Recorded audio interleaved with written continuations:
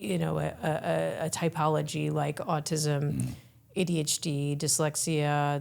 Those are just a few, but there's many others. Dyspraxia. Really, we're here to kind of understand how we all have minds that work differently. I think we're at a point in history where we're ready for a paradigm shift in how we look at neurodiversity, right? In the past, there's been so much focus on a deficit perspective that I think that sometimes it's been hard to really see the strengths as well that come along with different types of neurodiversity. If we think about it in the broadest context, it's really all of humanity, right? Neurodiversity, which is different than neurodivergent. I'll explain that. I know there's all these different terms that it can get complicated, but it's if you think about it similarly to like biodiversity, right? It's just that even within the normal distribution of the ways in which different brains can work, that there's a lot of variation. Hi, I'm Maureen Dunne. I am a neurodiversity expert. I've been working in the field for over 2 decades. I'm also the author of the Neurodiversity Edge, and welcome to Everforward Radio. Hey, what's up, everybody? Welcome back to Everforward Radio. I am joined today by Dr. Maureen Dunne. She is the author of the upcoming work, The Neurodiversity Edge, the essential guide to embracing autism, ADHD, dyslexia, and other neurological differences. But overall, my goal for this episode is to help us discover how and why our brains work differently and how to leverage them and that knowledge to help us become better workers, better people in the workplace and relationships in society, and to really use that to our advantage. And with that, Dr. Dunne, welcome to the show. Thank you. It's great to be here. But as I was looking at the book and the work, this concept stood out to me. Really, we're here to kind of understand how we all have minds that work differently. Would you agree at the core of neurodiversity? Is that what it's all about? And is that what someone should really be thinking about for the rest of this conversation? Yeah, I think, part of my motivation writing the book was I think we're at a point in history where we're ready for a paradigm shift in how we look at neurodiversity, right? So in the past, there's been so much focus on a deficit perspective that I think that sometimes it's been hard to really see the strengths as well that come along with different types of neurodiversity. And there's a long history. Neurodiversity as a concept started in the late 1990s. There was a sociologist named Judy Singer that coined the term, and it was meant to see that all neurotypes and that there's all different ways that of thinking and cognition and the way which our brains work, that's within the normal distribution of neurotypes, that we could be thinking more along the lines of like biodiversity. Mm-hmm. Yeah, so that's a phrase that I think by now we're probably familiar with. Mm-hmm. We have at least heard of, right. Maybe not super knowledgeable on what it is, but is that what we need to be most cognizant of, is that there is a name, there is a definition, a description of different types of thinking. And so if we can better understand those categories, we can then hopefully better understand ourselves. I would put it a different way. Okay. So I think, so my background is, I'm a cognitive scientist, right? So I've thought a lot about the unconscious cognitive biases that also come into play. And I think we drill it down further than this broader, sort of more abstract concept of neurodiversity, and you think of like, okay, there's autism, there's dyslexia, there's ADHD, there's hyperlexia, there's synesthesia. What ends up happening that's, I think, a barrier to what I would call true inclusion and really leveraging the strengths that neurodivergent people have is that our brains are wired in a way where we take these cognitive shortcuts. There's one form of unconscious bias is called the availability bias, and so it's a common thing where the information that we have most available to us or that are most at the top of our minds end up sort of coloring our perception of reality. And so sometimes what you see, which I think is a barrier that we should all become more aware of, right, because we'd be just functioning better in our businesses and as teams, as individuals, is just to be aware of some of the cognitive biases that are at work that might be preventing an accurate interpretation of reality. And so, for instance, if you meet someone, you find out they're autistic, right? The mental shortcut parts of our brains, the way we're wired, like automatically will, you'll maybe automatically think of like all the examples of people you've met, in your life, or examples from movies, which tend to be Yeah, this really is our brain trying to attach reason to what we just heard. It's I need to know what this looks like so that I can better respond to it. And a lot of the examples, like in, especially in the movies and in television and social media, have been really they haven't been representative. So I think like part of what I'm also trying to do in my book is to combat some of those stereotypes. And you probably saw, like, there's drawings, there's interviews, there's case studies with business leaders, but also neurodivergent people, and trying to show that rich diversity of the ways in which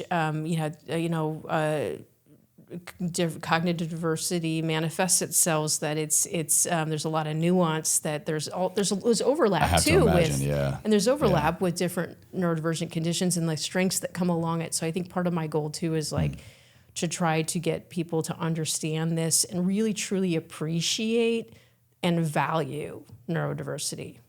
Can we define our terms a little bit more clearly? I just realized that maybe the person listening isn't quite clear when we say neurodivergent, neurodiversity. Sure. What is this? What does it look like? So neurodiversity, if we think about it in the broadest context, it's really all of humanity, right? So neurodiversity, which is different than neurodivergent. I'll explain. I know there's all these different terms that can get complicated, but it's if you think about it similarly to like biodiversity, right? It's just that even within the normal distribution of the ways in which different brains can work, that there's a lot of variation, right? And so like, if you had a purely deficit-based perspective, you would just see two categories. You would see neurotypical, normal, and, neurodivergent, dysfunctional. And so when you think about neurodiversity, you're thinking of it as like, there's actually this broad spectrum of, ways in which the brain works, and that's, to be expected, right, within the human population.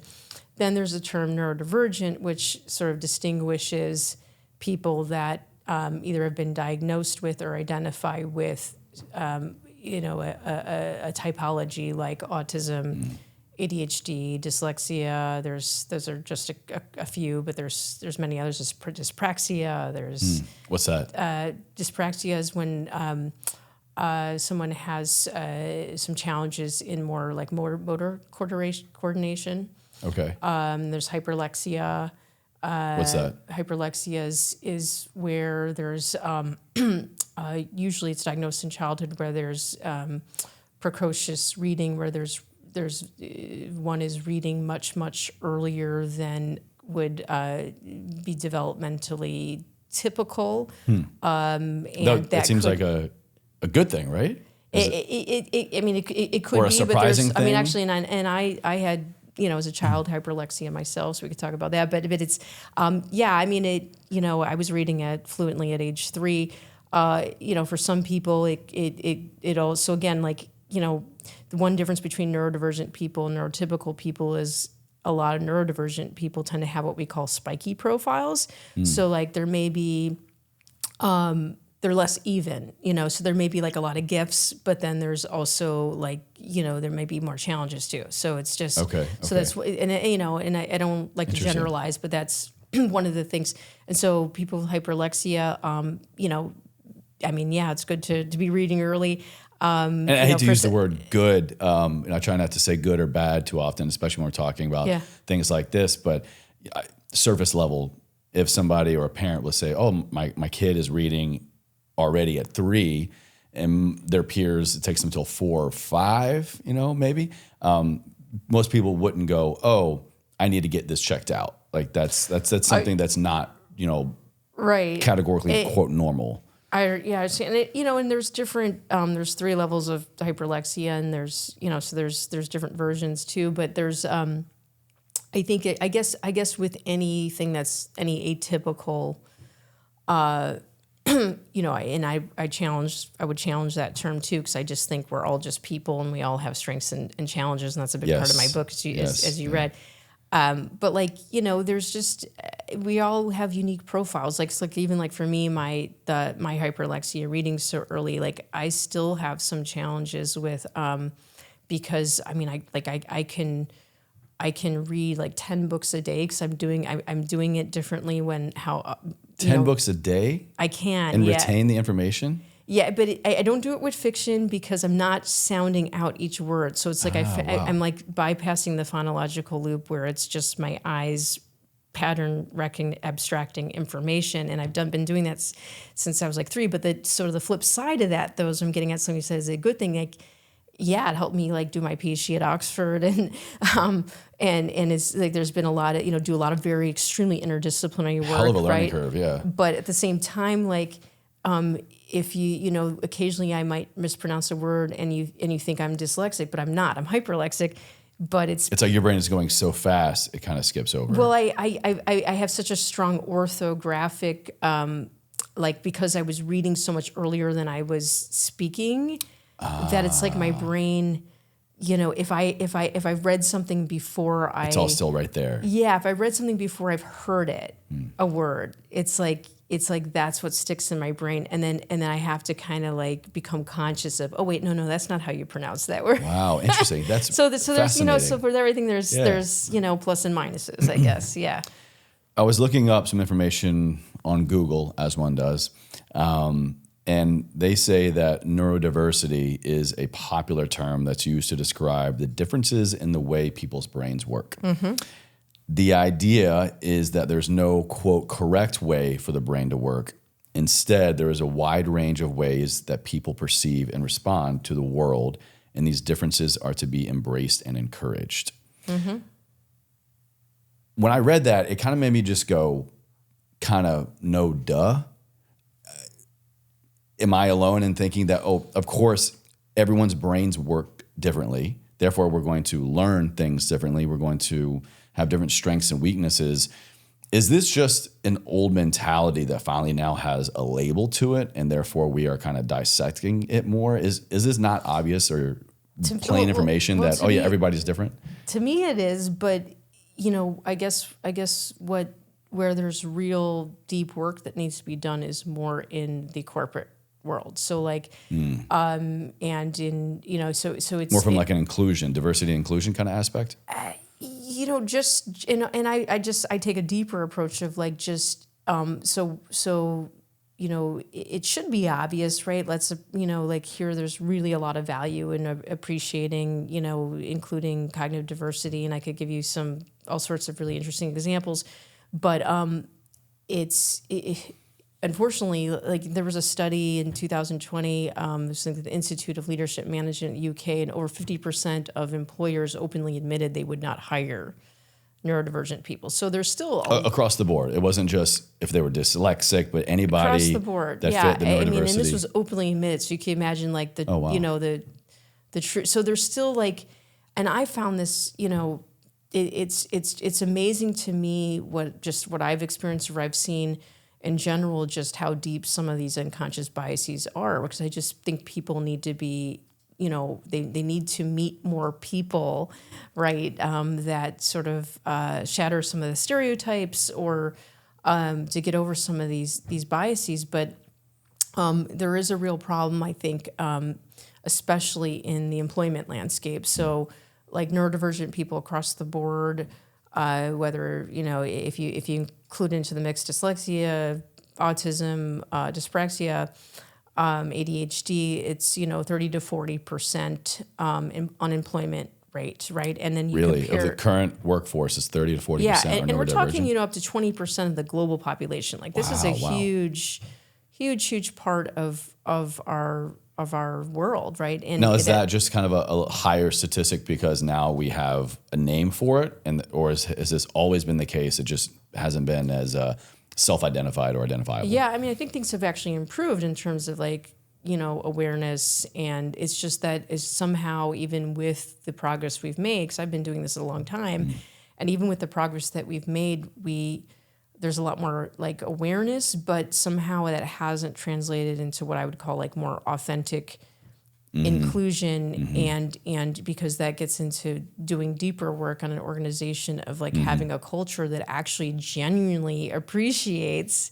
differences and understands, the different kinds of skills that might come along with neurodiversity. And I think there's a lot of work we still, need to do there, because there is still, unfortunately, a lot of these biases. And then it also is, there's a lot of well-intentioned people too, but just the way, it's so ingrained, like how we do interview processes, the way in which so many systems work then end up working against a lot of neurodivergent because they're people. kind of just made as one cookie cutter model for, Correct. hey, whenever we, the company, are hiring for this position, these are the protocols in which we go about. And it's Right. not really tailored to any kind of diversity, really. Yeah, and what I hope organizations, and and my book's broader than just corporations. It's like really, it's community organizations. It's like, how do we just, become better at authentically including cognitive diversity? And it could be Rotary clubs, it could be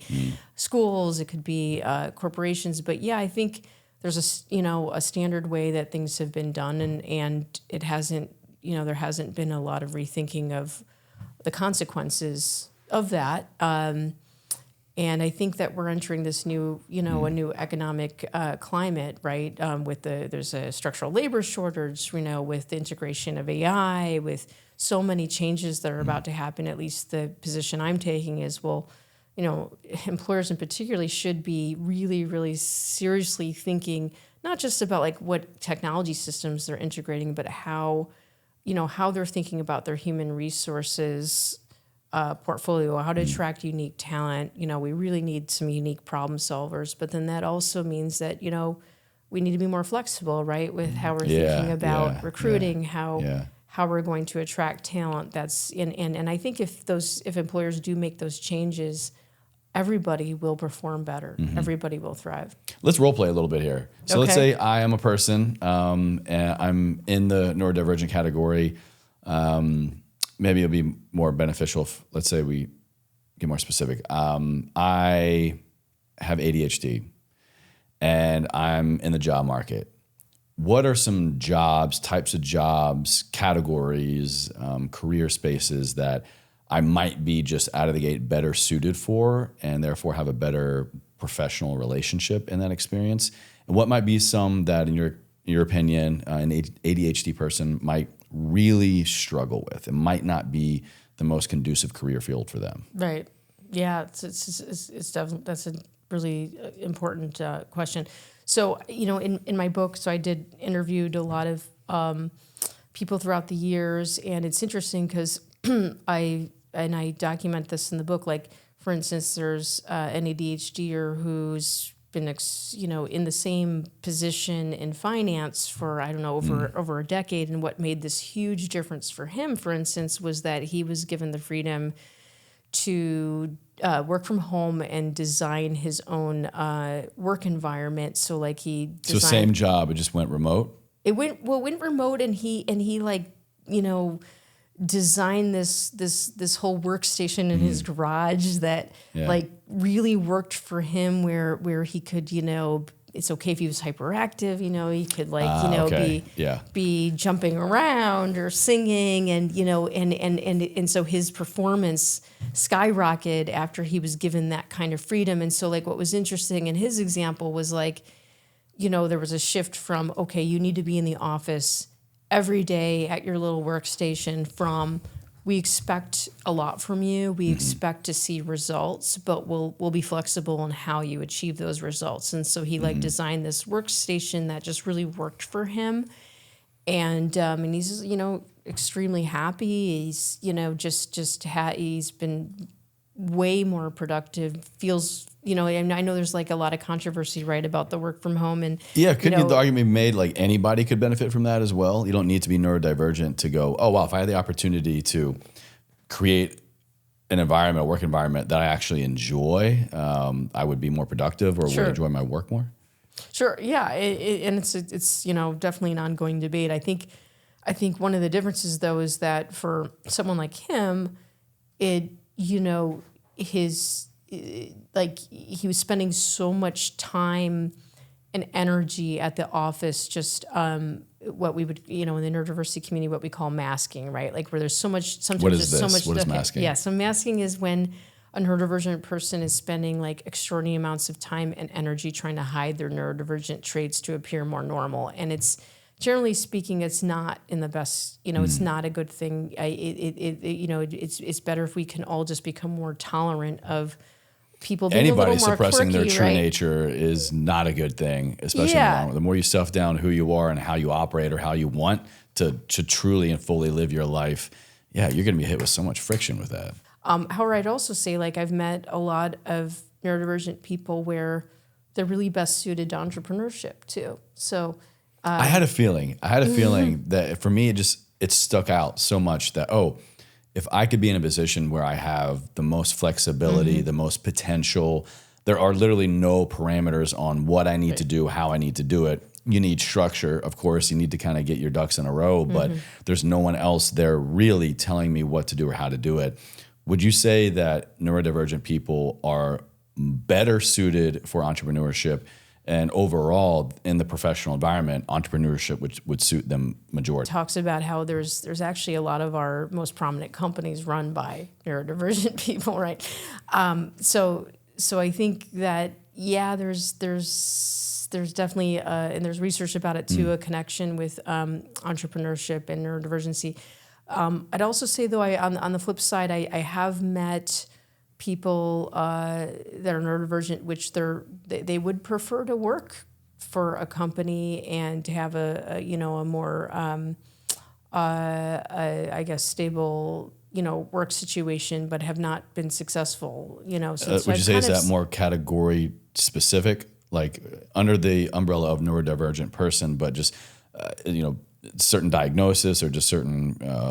I'm sorry, I'm new to the words, association. Sure. And I hate, it's hard to generalize just because I've seen, like, there's some amazingly, successful, you see so many people in Silicon Valley have autistic traits, right? Or Asperger's syndrome. Like that's obviously an advantage too to entrepreneurship. But I've also met autistic people that, were essentially sidelined, into becoming entrepreneurs, and that wasn't their first choice, right? They just applied for so many jobs, and the interview process or there's so many things that were working against them where they just weren't successful, right? And then, ended up being successful as entrepreneurs, but that wouldn't have been their first choice. Right, Examples like Richard Branson, right? Who's just a huge advocate, right, for neurodiversity. And there's just a lot of successful entrepreneurs.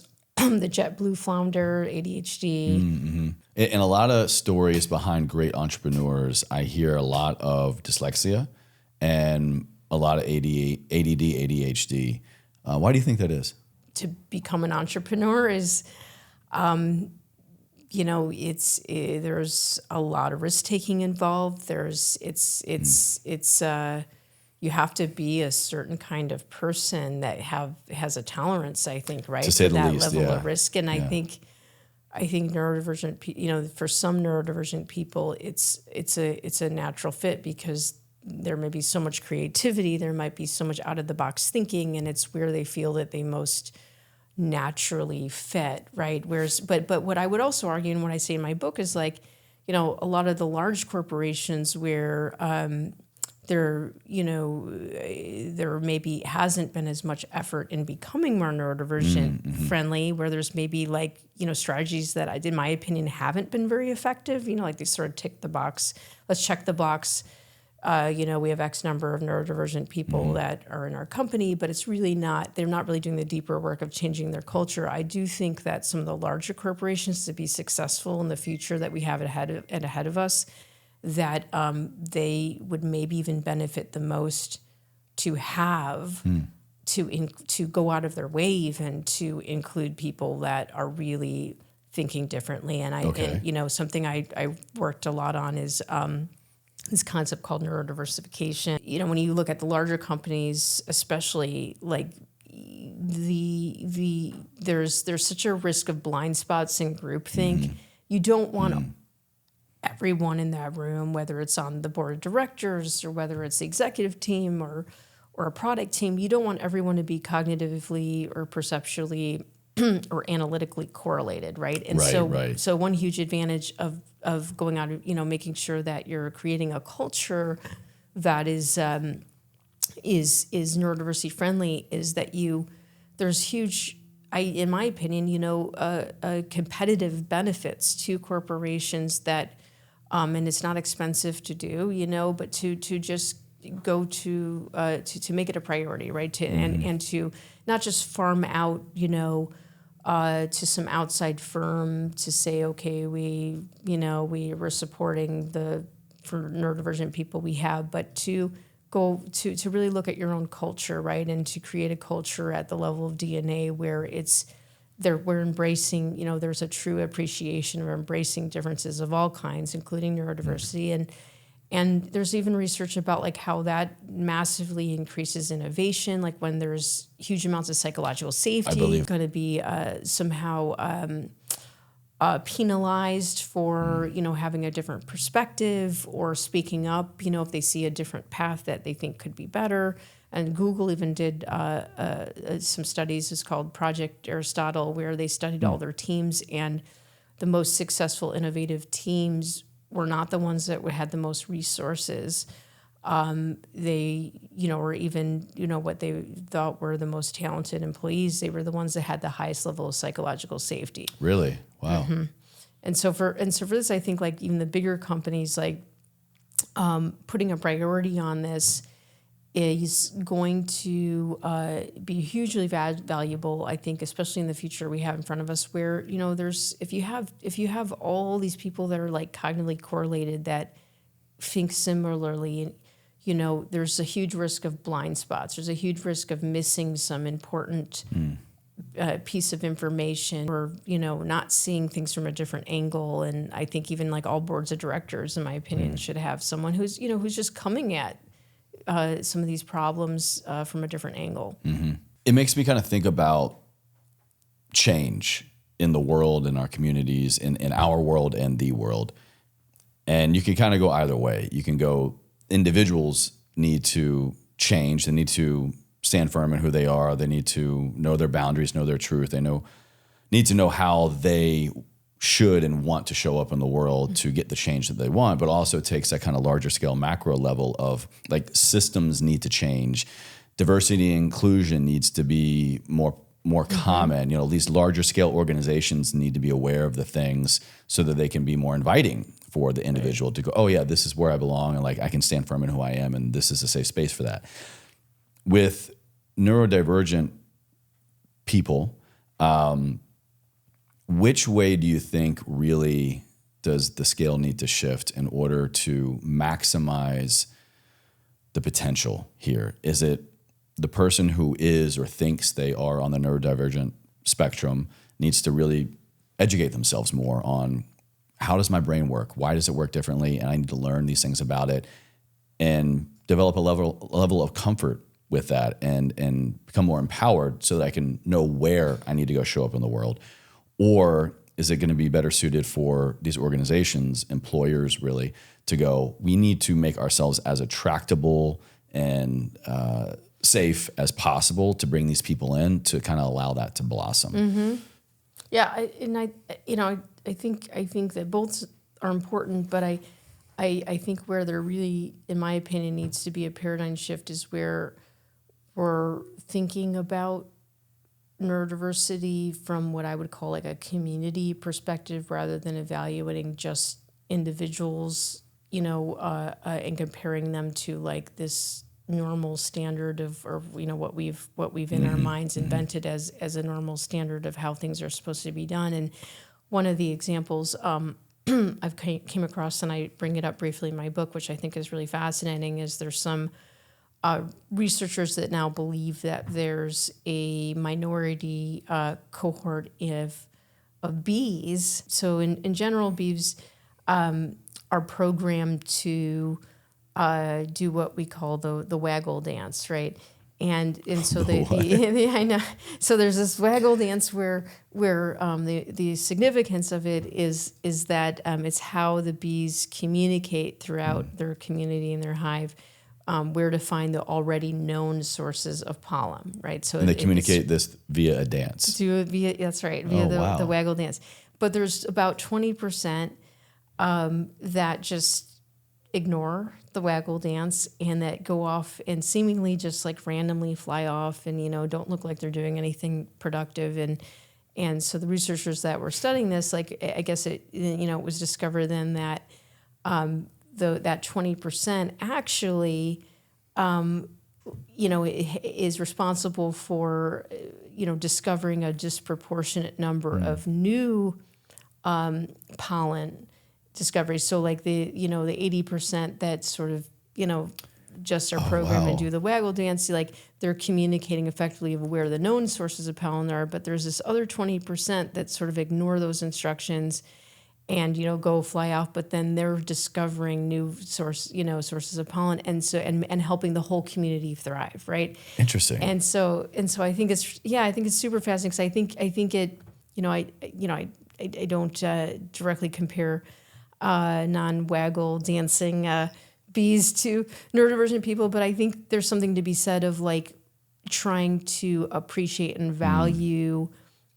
all minds from a community perspective, right? Versus just like, let's compare each individual and how they compare to each other, and realizing that, there's a lot of value to people who are doing things differently, right? And that if we look at it from a community perspective, that there's so many contributions that are being made to our society, to our world, to our innovations, in appreciating these differences, and yet somehow that isn't quite translating over into the corporate world yet. And something I've thought a lot about, like there's just these weird contradictions that are hard to reconcile, where you have like a disproportionate number of people on the Nobel Prize winners list, right, that are neurodivergent, yet massive underemployment or unemployment, right? If when you're talking about 30 to 40% of the neurodivergent population. If you look at autistic people alone, like some of the figures that have been out there could be as high as 85%. Wow. Which is, crazy. 85% homeless? Just unemployed. Excuse me. Okay, but people with, many people with skills that, so there's this huge disproportionality between the potential to contribute, people that are amazing problem solvers, but, because of lots of reasons, the biases, the way hiring works, are unable to be participants in our economy, yet still a huge percentage are contributing to a lot of our innovation. So it's and then the suicide risk list too. So it's like it's hard to reconcile. It's a disproportionate number of especially autistic females are at least 9 times more likely to commit suicide. So there's it's hard to reconcile all of these outlier lists. Why do you think that is? Why do you think that the overall mental health of neurodivergent people is lower than, less than, or they have more struggles with mental health?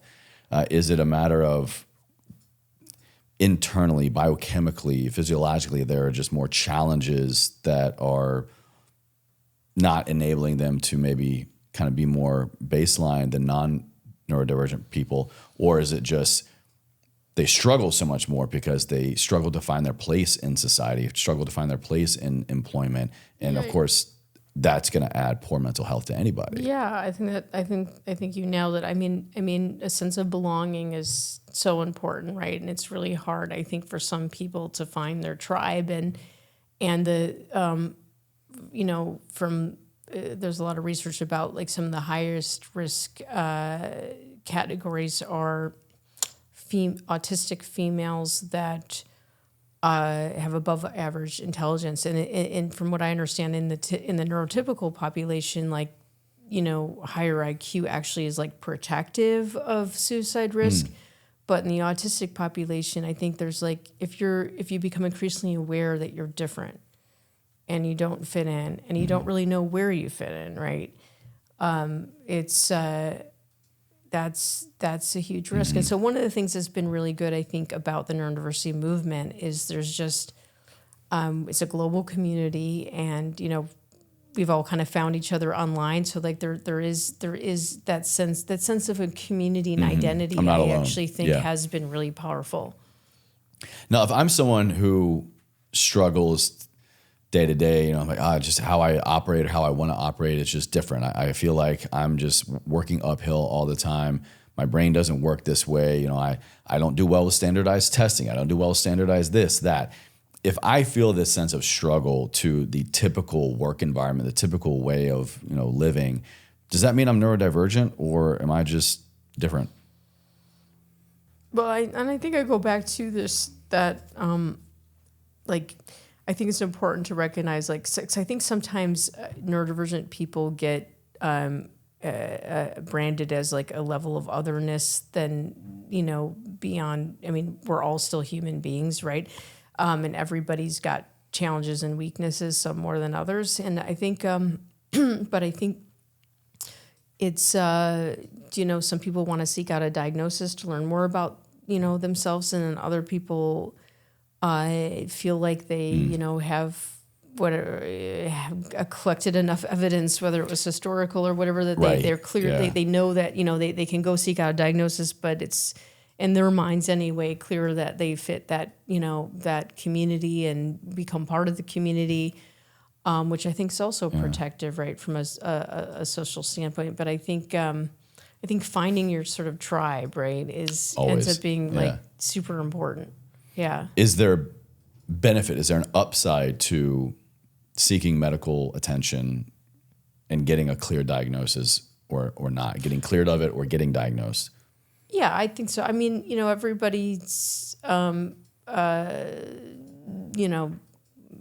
their own whatever goals, and it depends where they're at in life. But I think that for many people, getting an official diagnosis is sort of like official confirmation, and really kind of helps. And ideally, like steps forward to live with it and to navigate it and to understand. And to explain, and there's this part of my book too where I talk about what it feels like when you realize you're neurodivergent, and it's, for some people anyway, it's like the equivalent of like where everything that they understood about themselves up to that point gets sort of like reframed in a way that makes sense, right? It's like this huge epiphany. And so for a lot of people, it's hugely important, just, validation of like, okay, they weren't just, I don't know, lazy, they're suddenly, like, the data points were always the same, but they now suddenly see themselves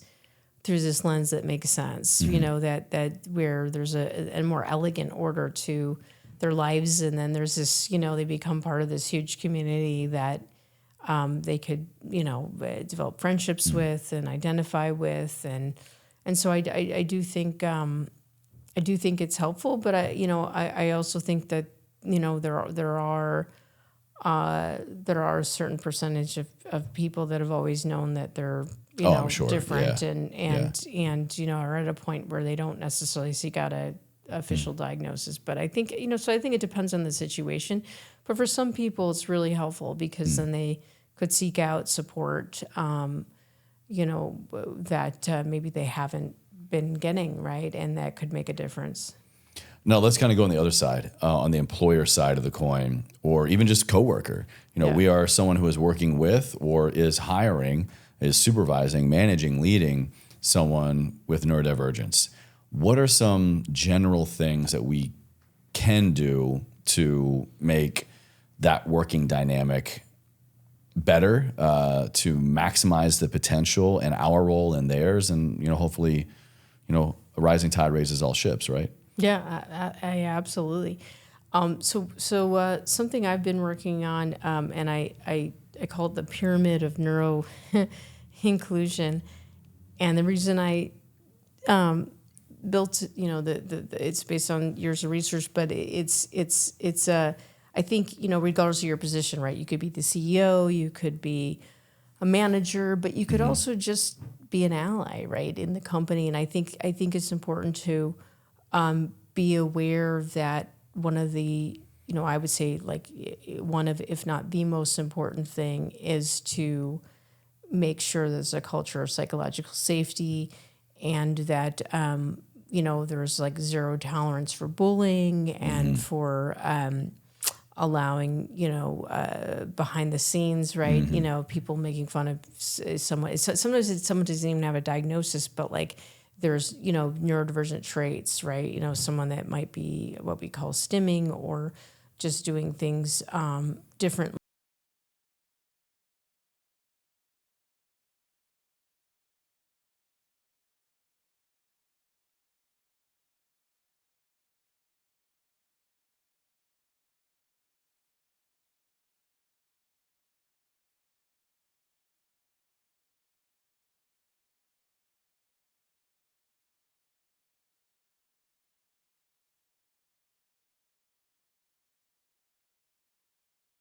If there's sensory sensitivities or auditory sensitivities or, on the surface, they're making progress in some of these policies, but then under the surface, there's like, people are turning a blind eye, right? If there's like bullying and just gaslighting and, the neurodivergent person's always the scapegoat for whatever's going wrong. And so I think it's important to speak up and not allow that kind of a toxic culture, to manifest, Oh, of right? course, yeah. And so that's why I in thinking through a framework, I made it as a pyramid, right? Whereas like, there's all these elements that are super important to create a culture that's not just going to benefit neurodivergent people, but where everybody's going to be most productive and thrive. But like at the bedrock, I put psychological safety and like, honest, transparent communication, because I think that level of trust and psychological safety, that's where, you're going to get the most innovation. That's where you're going to get the most out of these people that have unique talents, right? Because it's if people are spending, half their energy just trying to fit in or hide who they are, right? Yeah, you're not going to get the benefit of all the amazing skills and just performing talents. at 50%. Correct. Maybe more, maybe less. Really. Right. Where we could all just be, if we actually genuinely appreciated and understood the value of cognitive diversity, we could all just solve some real problems, right? Really, yeah. Let's get to that. I found in your work that you're talking about how really the future of the workplace, the future is neurodivergent. Is this true? Is this really true, or are there just more people now aware of this? They're labeled with it out there in the public eye and in public workforce. What unique value do these types of thinkers bring to the workplace if we really believe and choose to go, yes, this is the future? How can we all get on board? And, what is that inherent value? Right. Yeah. And I think, it's such an interesting time that we're at, right, in history, because like this is sort of unprecedented, where sort of like maybe the first time in history where cognitive work, right, it's going to be taken over by machines, by AI. So it's like it's a super uncertain and interesting time, and I think it's a particularly is a time in history where cognitive diversity and thinking along what I would of complementarity of skill sets, how neurotypical people and neurodivergent people can work alongside machines. And that's, I think, where companies are going to be the most competitive. And understanding, some of the strengths that could go along with different types of neurodivergent cognition, I think, is a huge asset for companies. I think that there's been so much focus on like, okay, how do we prepare for this next paradigm? How do we make sure we're integrating, AI and technology appropriately? And I think there's been a tendency to not put enough focus on the human resources side of this, and that inevitably overlaps with unique talent and cognitive diversity, and and how do people with unique skills and different ways of thinking can work alongside to neurotypical people and machines, and without overgeneralizing, I do think there's evidence for a lot of unique skill sets that are overlapping with like creativity, out of the box thinking, nonlinear thinking, lateral thinking. And, the more, as a cognitive scientist, I've studied a lot of like the current AI systems as well. And there's as amazing as, the direction things are going in, it's actually, there's a lot of impressive things happening, but I think there's some limitations. So I've kind of started to focus on like, what are the constraints of the current AI paradigm, right? And one of the areas I identified is in the domain of nonlinear thinking and these sort of like intuitive leaps of logic, right? Because most of the, You're saying AI doesn't include this, right? Like ChatGPT, like it's there's some extraordinary things that it's able to do, but it's still based on sort of mashups of existing material. it's just a bunch of if then, basically, right? Yeah. Right. Sort of like, so it's gonna be able to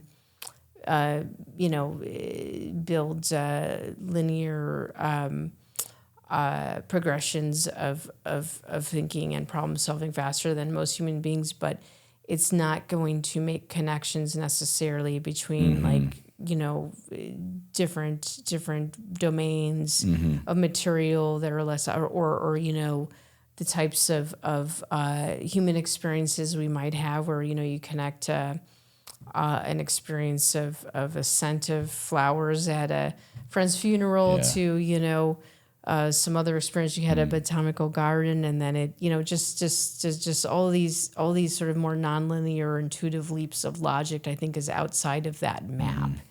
And I think I think that that's where I think humans have a really unique place to be innovating, right? And I think there's a special place too for neurodivergence, especially people that are naturally inclined towards these sort of lateral thinking, nonlinear thinking. And at the same time, I think that we could learn a lot from each other. So I think, neurodivergent people could learn a lot from I think neurodivergent and neurotypical people could learn a lot from each other, right? So like, absolutely, if you think back to like the invention of mind maps, right? There's a lot of people that are their brains don't naturally think that way, but still like just, being exposed to mind maps maybe help them get outside of their comfort zone, think a little bit differently. Just to see other possibilities. Yeah, and that's, with, maybe, take a problem and, look at it from a different angle, And so, and then the people that, that are neurodivergent that maybe naturally have, that's their natural way of thinking, I guess I would fit that category. I still benefit from like, learning from more neurotypical people that are more, linear and structured. And so I think there's a lot we could learn from each other. And I think the paradigm we're entering in the future is like, it's, I still go back to like the ideal situation is if we can make sure we're including in the equation cognitive diversity, right? So we're all complementing each other. We have so many problems to solve. Yeah. And, and AI is part of that equation, but it's also like the different kinds of human talent and, that's going to really, I think, help us solve our biggest problems. Hopefully, thanks to people like yourself and your work, this will begin to change. And all this information, every episode, all the information, every conversation is meant to help people understand where they're at and their surroundings and how to maximize potential and how to just move forward in a unique area of their life.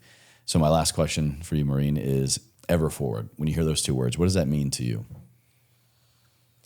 Yeah, if I guess for me, ever forward would be that people that, especially employers and allies, really take the time to understand the rich diversity that comes along with cognitive diversity and truly appreciate it and find new systems of helping everyone feel like they can belong. No right or wrong answer. I'll take every one. Thank you so much. Where can my audience go to connect with you and learn more about your work, your book? Sure, yeah. So I can find me on LinkedIn.